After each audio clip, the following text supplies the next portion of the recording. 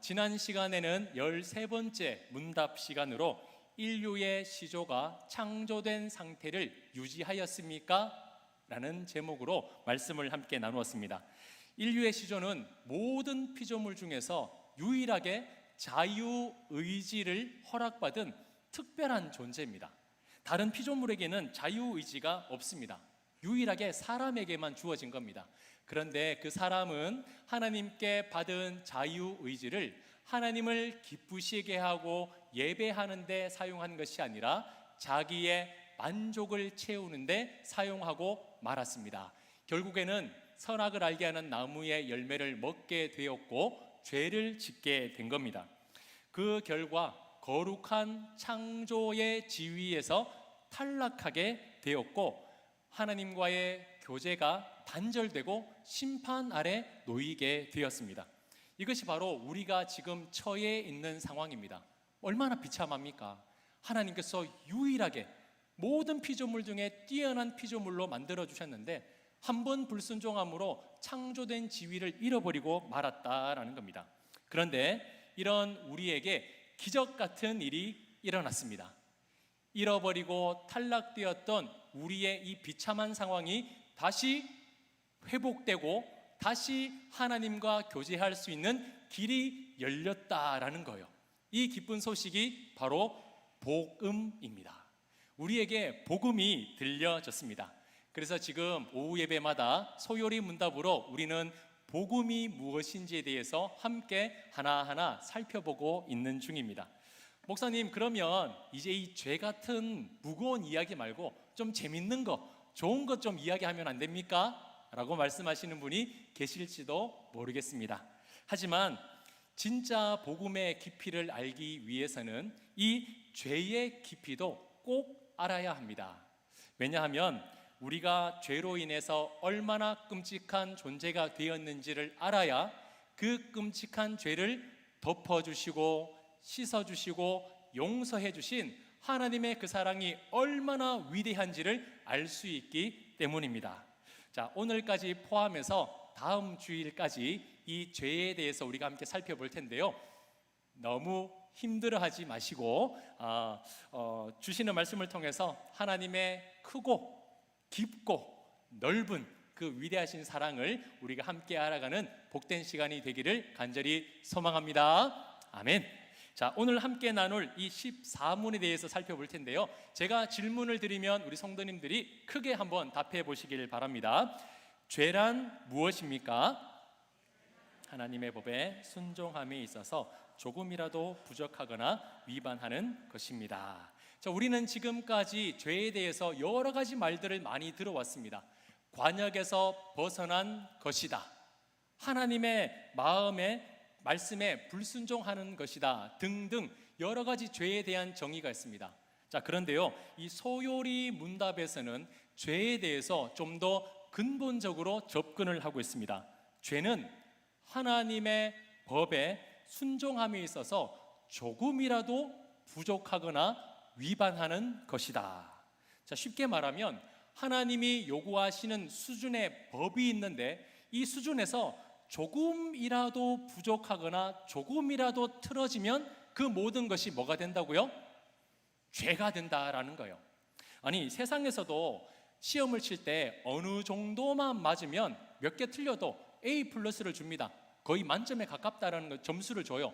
그런데 조금이라도 부족하면 F라는 거예요.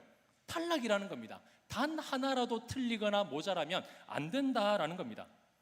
이 주님이 요구하시는 수준이 얼마나 높은지요. 저희 아이들이 물놀이를 참 좋아합니다. 그래서 여름이 되면 다른 건 몰라도 물놀이는 정말 꼭 해야 되거든요. 그래서 제가 우리 성문교회 와서 정말 좋은 이유 중에 하나는 바로 옆에 두리 워터파크가 있다라는 거예요. 걸어서도 갈 수 있는 거리에 이 수영장이 있으니까 얼마나 좋은지 작년에도 몇 번 갔다 왔습니다.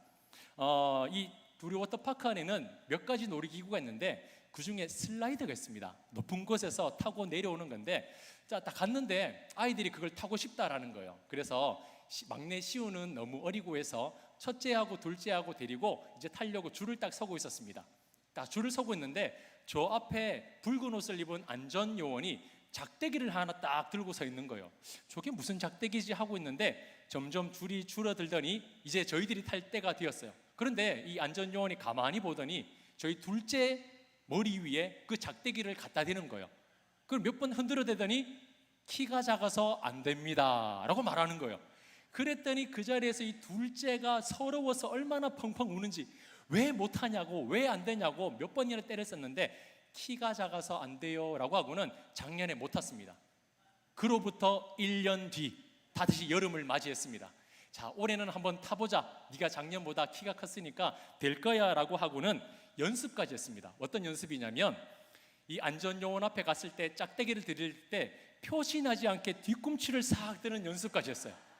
야, 표시나면 안 되니까 정말 스무스하게 이렇게 싹 드는 연습을 만반의 준비를 하고 갔습니다. 딱 줄을 섰어요.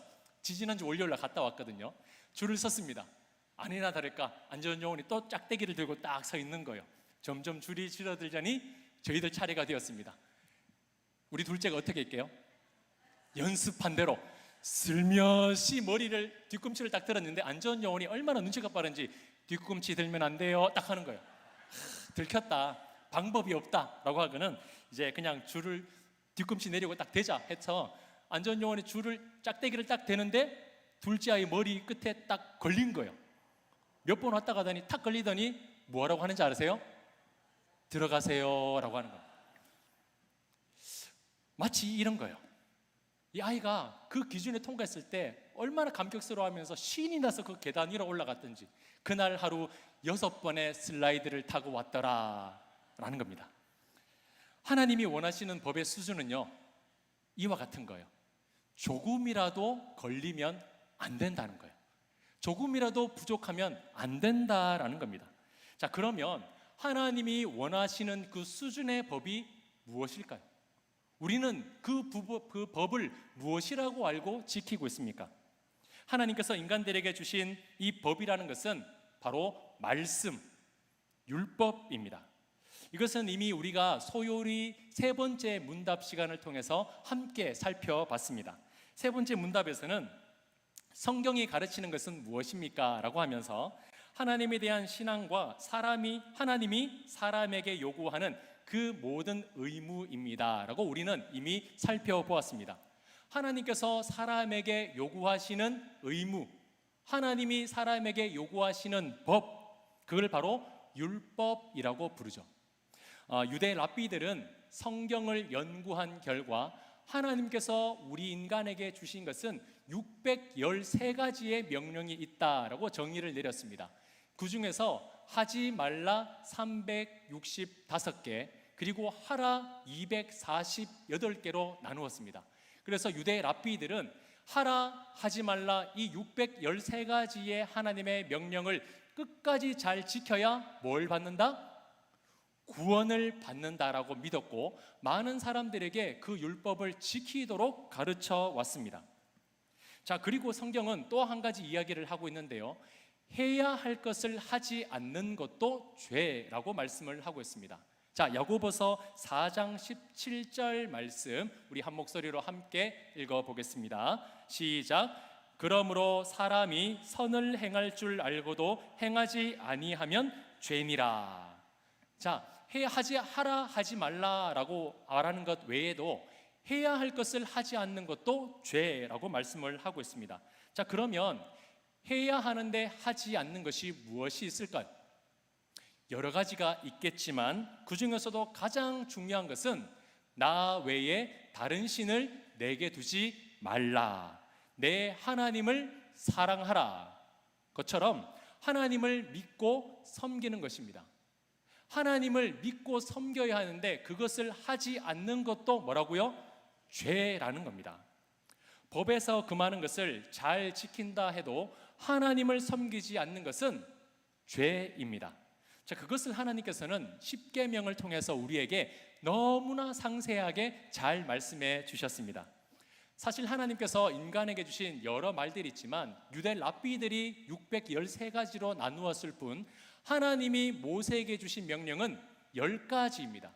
그 중에서 1계명에서 4계명은 하나님을 사랑하라는 법이고 5계명에서 10계명까지는 사람, 이웃을 사랑하라는 법이었습니다. 그래서 하나님은 이 크고 첫째 되는 계명을 우리에게 주셨습니다. 하나님을 사랑하라. 그리고 너의 이웃을 너의 몸과 같이 사랑하라. 사랑하라는 법을 주셨어요. 사랑하라는 것은 우리에게 주신 가장 크고 첫째 되는 법입니다. 이것을 우리는 잘 지켜야 되는 거예요. 이것 하나 잘 지키면 그 다음의 법들은 자연스럽게 되어 있습니다. 하나님을 사랑하면 다른 신도 두지 않고, 하나님의 이름을 망령되게 부르지도 않고, 하나님의 안식일을 기억하여 거룩하게 지키게 되어 있습니다. 사람을 사랑하면 부모를 공경하고, 살인하지도 않고, 간음하지도 않고, 도적질하지도 않고, 거짓 증거하지도 않습니다. 그래서 사랑해야 되는데 사랑하지 않는 것도 죄라는 거예요. 자, 그렇다면 우리는 과연 이 하나님이 요구하시는 수준을 완벽하게 지켜낼 수 있을까요? 우리는 그런 완전한 존재일까요? 우리는 이미 그것을 다 지키지 못한다는 것을 알고 있습니다. 그래서 우리는 죄인이라고 부르는 겁니다. 그러면 도대체 이 죄의 범위가 어디까지이길래 우리는 이 하나님의 말씀을 지켜내지 못할까요?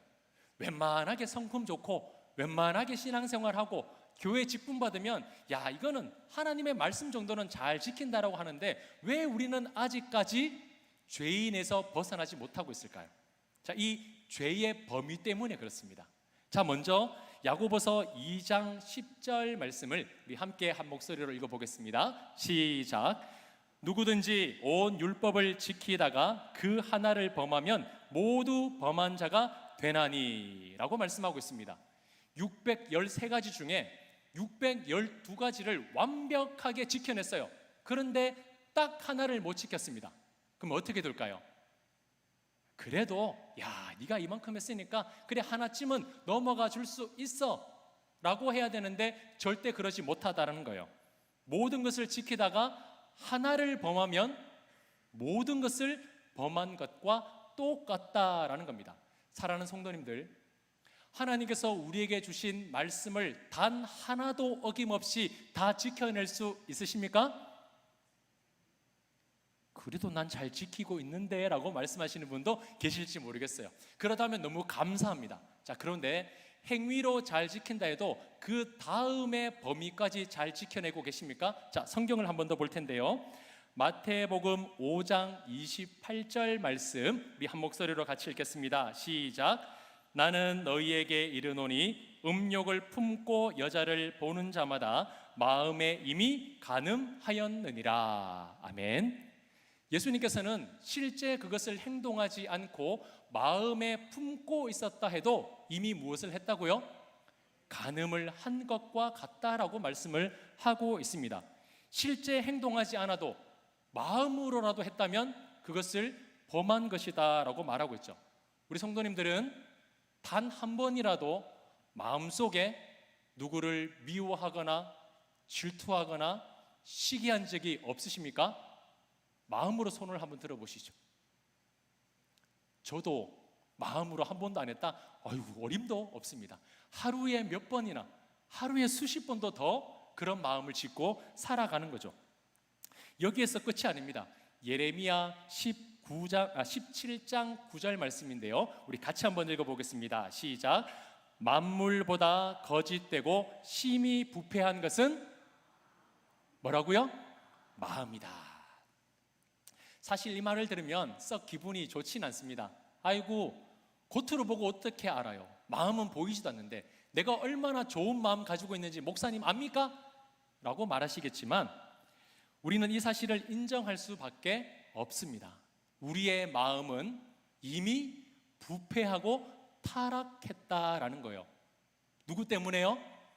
인류의 시조인 아담과 하와로부터 우리의 마음은 이미 다 부패했다라는 겁니다. 그래서 부패한 마음으로부터 나오는 것이 좋은 것이 될 리가 없다라는 거예요. 자, 소요리 15문에서는 이렇게 말씀을 하고 있습니다. 인류의 첫 부모가 창조된 상태에서 타락하게 된 죄는 금지된 열매를 따먹은 것이다. 창조된 그 시조가 이미 하나님으로부터 명령을 어기고 죄를 지었다라는 거예요. 자, 그런데 이건 단순하게 열매 하나를 먹었기 때문에 지은 죄가 아니었습니다. 이 사건으로 인해서 인간은 전적으로 타락하게 되었습니다. 자, 왜? 하나의 죄도 아니고 전적, 모든 성품과 인격과 행동까지도 다 죄를 지었다라고 말하고 있을까요? 보십시오. 하나님께서 먹지 말라 한 나무의 열매를 따 먹어버렸습니다. 행동으로 지은 죄죠. 그리고 하나님과 같이 된다라는 말을 듣고 하나님과 같이 되려는 마음을 품었습니다. 그것조차 교만이고 죄죠. 그리고 사탄의 말을 듣고 생각이 흔들려 버렸어요. 죽는다 했으나 죽을까 했고, 그 죽는 열매를 바라보며 보암직도 하고 먹음직도 하고 탐스럽게 보이고 말았습니다. 생각으로도 죄를 짓게 된 거예요. 행위, 마음, 생각, 우리의 인류의 시조인 아담과 하와는 이 세 가지가 모두 실패하고 무너져 버렸습니다. 그렇기 때문에 그 인류의 후손인 우리들은요, 행위로도 마음으로도 생각으로도 온전한 것을 내지 못하는 부패하고 타락한 존재가 되었다라는 겁니다. 그렇기 때문에 완벽하게 하나님의 말씀을 지켜낼 수 있는 힘을 이미 상실해버린 존재가 되었다라는 거예요. 자, 그렇기 때문에 강의 안에 보시면 16문이 있는데요, 16번째 질문에서는 모든 아담의 첫 범죄로 모든 인류가 타락했습니까? 라는 질문에 이렇게 답변이 되어 있습니다. 인류는 아담의 첫 범죄 때에 아담 안에서 범죄하고 아담과 함께 타락했습니다. 자, 이 말을 들을 때 아마 이런 마음이 생길 수도 있습니다. 목사님, 저는 아담 인정 못합니다. 아담을 본 적도 없고 아담이 우리 조상이라고 하지만 저는 그 아담하고 아무 상관도 없는데요, 그건 아담이 지은 죄지 제가 지은 죄가 아닙니다. 그 죄와 나는 상관이 없습니다 라고 말할지도 모릅니다. 일리가 있는 말이에요. 그런데 이렇게 한번 생각해 보겠습니다. 만약 아담의 죄가 나의 죄로 인정되지 않고 연관이 없다면 예수 그리스도께서 십자가에서 죽으시고 모든 허물을 용서해 주신 그 영원한 생명이 우리와 상관이 있습니까? 아담의 죄는 인정하지 않고 아담의 죄의 영향력은 인정하지 않으면서 그리스도의 십자가의 죽으심만 나는 받기를 원한다? 그것 자체가 설명이 안 된다라는 거예요.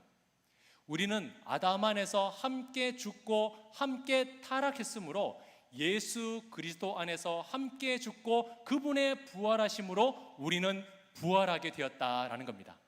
그렇기 때문에 인정하기 싫겠지만 우리는 아담의 죄로 인해 타락했고, 그러나 예수 그리스도의 죽으심으로 우리의 모든 죄는 용서받게 되었다라는 것을 기억하시기를 바랍니다.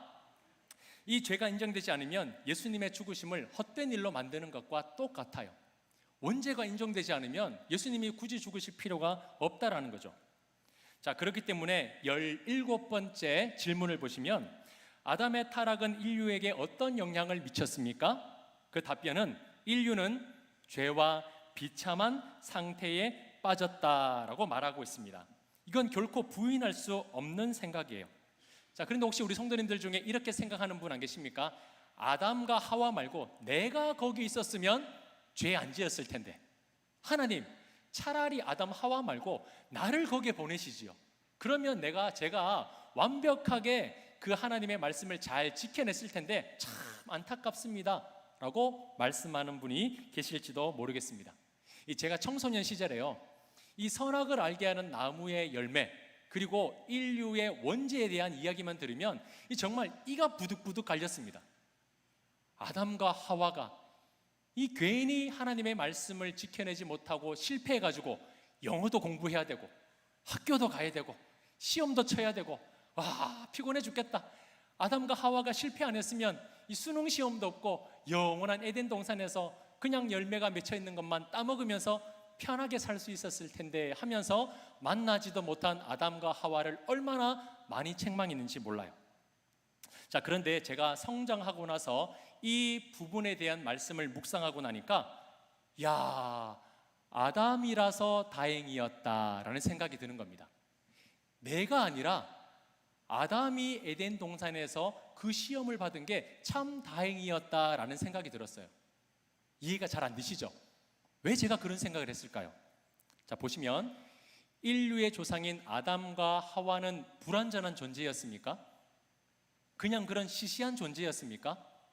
아니에요. 하나님께서 보실 때 심히 좋았더라, 하나님이 원하시는 기준에 완벽하게 맞아떨어지는 존재였다라는 거예요. 그래서 그 아담의 지혜로부터 나오는 이름이 그 짐승들의 이름이 될 만큼 하나님께서는 태초의 인류의 사람을 완벽하게 창조해내셨습니다. 그러면 저와 우리 성도님들은 그 완전한 아담과 하와를 비교했을 때 그보다 더 뛰어난 존재가 될까요? 이건 마치 전교 1등하고 붙어서 시험 공부하는 거 똑같아요. 전 그런 생각이 들더라고요. 아담과 하와는 전교 1등입니다. 전교 1등. 못하는 게 없이 완벽한 사람이에요. 그런데 그런 완벽한 사람이 실패했다? 그 말은 우리가 아무리 잘한다 해도 결국 실패할 수밖에 없다라는 겁니다. 그래서 저는 참 다행이었습니다. 제가 가서 그 시험을 통과하지 못했으면 두고두고 후손들이 저를 막 욕할 거 아니에요. 그래서 아담이어서 정말 다행이었다. 그 시험의 대상이 내가 아니어서 참 다행이었다라는 생각이 들었습니다. 그렇기 때문에 우리 성도님들, 왜 하필 아담과 하와가 실패해서 이 땅에서 이렇게 고생하느냐, 더 이상 그런 생각을 가지시면 안 돼요. 아담과 하와가 실패할 정도면 아이고, 그 뒤에 누가 가도 다 실패할 수밖에 없었다라고 인정하는 것이 우리 정신 건강에 더 좋다라는 사실을 기억하시길 바라요. 자, 그리고 마지막에서 이 18문을 보시면 우리가 감사해야 되는 이유가 이렇게 있습니다. 사람이 타락한 상태에서 죄에는 몇 종류가 있습니까? 크게 두 종류의 죄를 이야기하고 있는데, 아담이 첫 번째 지은 이 부패한 죄를 원죄라고 부르고 있고, 그 원죄에서 비롯되어 뒤따르는 모든 범죄들을 무슨 죄라고 합니까? 자범죄라고 부릅니다. 왜 시험의 대상이 내가 아님에 대해서 감사해야 되냐면, 자, 보시면 아담은요, 태초에 지음 받았을 때에는 타락하지 않을 수 있는 상태였습니다. 무슨 말인지 이해가 가세요? 무조건 타락한 존재가 아니라 하나님께서 선택할 수 있는 존재로 만드셨어요. 이걸 먹으면 타락하지 않고, 이걸 안 먹으면 타락하지 않고, 먹으면 타락한 존재가 되는 그 죄를 짓고 안 짓고에 선택할 수 있는 위치였다라는 겁니다. 자, 그런데 결국에는 죄를 짓고 말았죠. 그래서 스스로 하나님이 주시는 본래의 그 의와 본성을 잃어버렸다라는 겁니다. 그런데 우리는 그 아담이 타락한 죄의 본성을 가지고 태어났기 때문에 어쩔 수 없이 죄를 지을 수밖에 없는 존재로 이 땅에 태어났다라는 거예요. 자, 그러면 여러분, 누가 더 책임이 큽니까? 참 졸리고 어려운데 계속해서 어려운 말만 계속 해야 된다, 그죠? 죄를 짓지 않을 수 있는 상태인데도 죄를 지은 사람이 책임이 더 큽니까? 어쩔 수 없이 죄를 짓고 살아가는 우리의 책임이 더 큽니까?